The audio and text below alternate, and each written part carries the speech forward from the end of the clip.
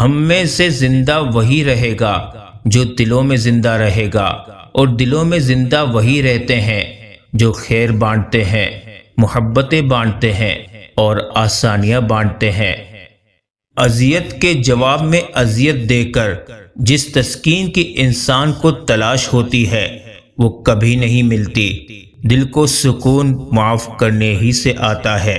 بے شک جیسے آپ کے کچھ گناہ صرف آپ کے اور رب کے درمیان ہیں، ایسے ہی کچھ نیکیاں بھی ہونی چاہیے۔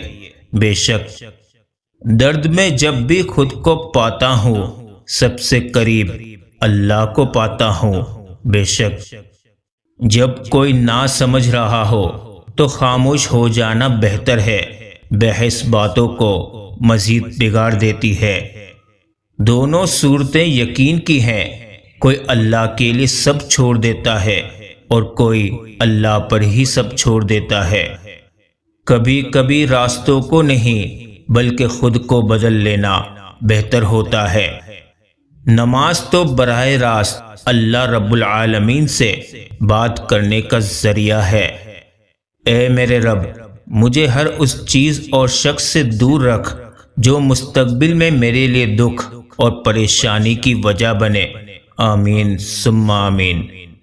توبہ کا خیال خوش قسمتی ہے، کیونکہ جو گناہ کو گناہ نہ سمجھے وہ بد قسمت ہے۔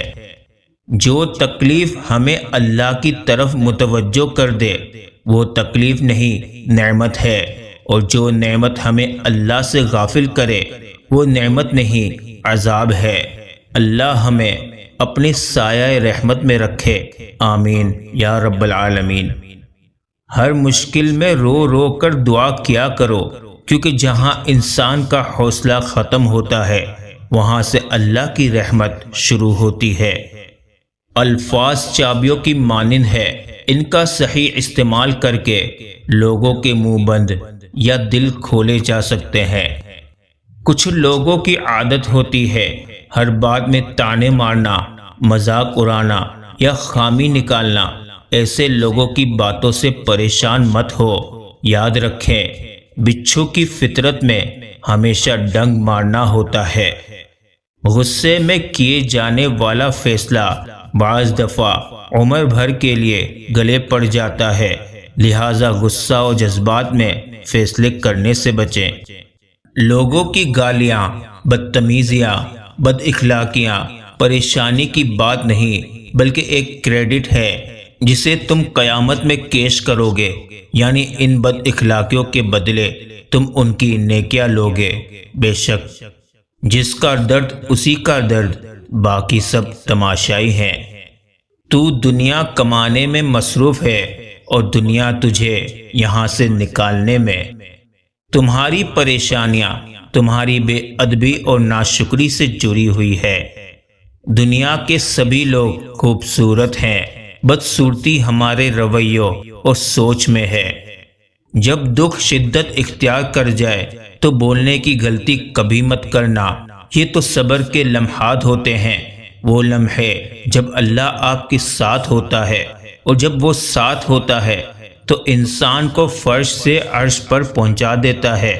یہ موقع گنوانے کا نہیں، سب کچھ پا لینے کا ہوتا ہے۔ رشتے درختوں کی مانند ہوتے ہیں، بعض اوقات ہمیں احساس تک نہیں ہو پاتا اور ہم اپنی چھوٹی چھوٹی ضرورتوں کی خاطر انہیں کاٹتے چلے جاتے ہیں اور آخر کار ایک گھنے سائے سے خود کو محروم کر دیتے ہیں۔ جب آپ کو ہر شخص سے شکایت ہونے لگے تو دیکھ لیجئے کہ خرابی کہیں آپ ہی کے اندر تو نہیں۔ اگر آپ کسی کے ہمدرد نہیں بن سکتے تو اس کے لیے سر درد بھی نہ بنے۔ اے اللہ، مجھے ہر اس چیز کی توفیق دے جسے تو پسند کرتا ہے، آمین یا رب العالمین۔ اگر رشتوں کو بچانا چاہتے ہو تو اپنی غلطیوں کو سدھارنا سیکھو۔ وقت سے ہارتے وہ ہیں جنہیں اللہ پر بھروسہ نہ ہو۔